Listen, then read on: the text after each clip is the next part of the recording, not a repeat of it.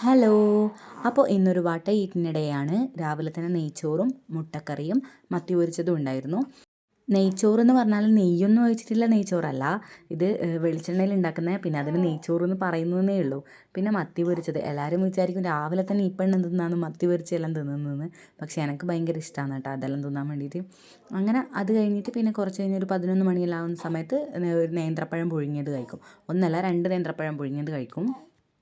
Pregnant ആയ സമയത്തേ ഉള്ള ശീലമാണത്. അത് ഇപ്പവും കണ്ടിന്യൂ ചെയ്ത് പോകുന്നുണ്ട്. പഴം പുഴുങ്ങിയത് വെറുങ്ങനെ തിന്നാൻ എനിക്കിഷ്ടമല്ല, അതിൽ ഞാൻ കുറച്ച് പഞ്ചസാരയെല്ലാം ഇട്ടിട്ടാണ് തിന്നൽ. അപ്പോൾ ശ്യാമേട്ടൻ വന്നിട്ടുണ്ടായിരുന്നു. ശ്യാമേട്ടന് ഉച്ചയ്ക്ക് കഴിക്കാൻ വേണ്ടിയിട്ട് ചോറ് വേണ്ട എന്ന് പറഞ്ഞതുകൊണ്ട് ചപ്പാത്തിയാണ് ആക്കിയിട്ടുണ്ടായത്.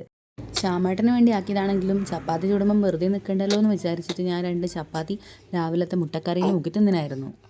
അങ്ങനെ ചപ്പാത്തിക്ക് എന്തെങ്കിലും കറി വേണ്ടേന്ന് വിചാരിച്ചിട്ട് ഫ്രിഡ്ജ് തുറന്ന് നോക്കിയപ്പോൾ കുറച്ച് ചിക്കൻ ഉണ്ടായിരുന്നു. അങ്ങനെ ചിക്കൻ ഒരു സെമി ഗ്രേവി ടൈപ്പ് കറി എങ്ങനെയല്ലോ കൂടി തട്ടിക്കൂട്ടി ആക്കി കൊടുത്തു. തേങ്ങാപ്പാലെല്ലാം ഒഴിച്ചിട്ടാണ് ഞാൻ ഈ ചിക്കൻ കറി ആക്കിയത്. പക്ഷേങ്കിൽ ടേസ്റ്റിനെ പറ്റി പറയുകയാണെങ്കിൽ എനിക്കൊന്നും പറയാനില്ല. പിന്നെ കുറച്ച് ജെംസ് ഉണ്ടായിരുന്നു, അതെല്ലാം തിന്നു. അത് കഴിഞ്ഞിട്ട് ഒരു 3 മണിയെല്ലാം ആവാനാവുമ്പോഴാണ് നമ്മൾ ഭക്ഷണം കഴിച്ചത്, ഉച്ചക്കത്തെ ഭക്ഷണം. അപ്പോൾ ചോറും പിന്നെ അയിലക്കറിയും ആയിരുന്നു ഉണ്ടായത്. നമുക്ക് ചോറും അയിലക്കറിയും പിന്നെ ഈ ചേമ്പൻ തണ്ടില്ലേ, ചേമ്പിൻ്റെ തണ്ട്, അത് വറവായിരുന്നു ഉണ്ടായത്. വറവ് എന്ന് പറഞ്ഞാൽ എല്ലാ സ്ഥലത്തും വറവ് എന്നായിരിക്കില്ല, തോരൻ എന്നെല്ലാം ആയിരിക്കും പറയില്ല. അങ്ങനെ ഇതാണ് ചേമ്പൻ തണ്ട് വറുത്തത്. പിന്നെ ഇത് ശ്യാമാട്ടൻ്റെ ചപ്പാത്തി പിന്നെ ചിക്കനും അതുണ്ടായത്. പിന്നെ വൈകുന്നേരം ആകുമ്പോൾ ആൻറ്റി വരുമ്പോൾ കപ്പയെല്ലാം കൊണ്ട് തന്നായിരുന്നു, കപ്പയാക്കിയിട്ട്. അപ്പോൾ ഞാൻ വിചാരിച്ചു വന്നാൽ അതിനൊരു കാന്താരി ചമ്മന്തി കൂടി ആക്കാമെന്ന്. അങ്ങനെ ഞാൻ വളപ്പ് പോയിട്ട് പിന്നെ കാന്താരിയെല്ലാം പറിക്കുന്നതാണ്. ഇത് വെള്ള കളറിലെ കാന്താരിയാണ് കേട്ടോ.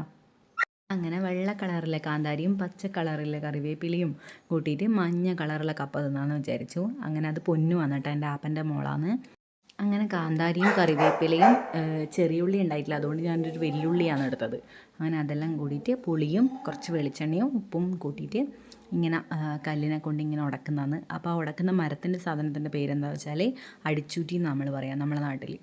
കട്ടൻ ചായയും കപ്പയും പിന്നെ അപ്പവും മുട്ടയും മിക്സും ഉണ്ടായിരുന്നു. ഇതായിരുന്നു വൈകുന്നേരത്തെ തിന്നത്. പിന്നെ രാത്രിക്കൊന്നും തിന്നാൻ പറ്റിയിട്ടില്ല, വയറ് ഫുള്ളായിരുന്നു. അപ്പോൾ ഇന്നത്തെ വീഡിയോ ഇത്രയേ ഉള്ളൂ. എല്ലാവരും ഇഷ്ടപ്പെട്ടാൽ ലൈക്ക് ചെയ്യുക, സബ്സ്ക്രൈബ് ചെയ്യുക.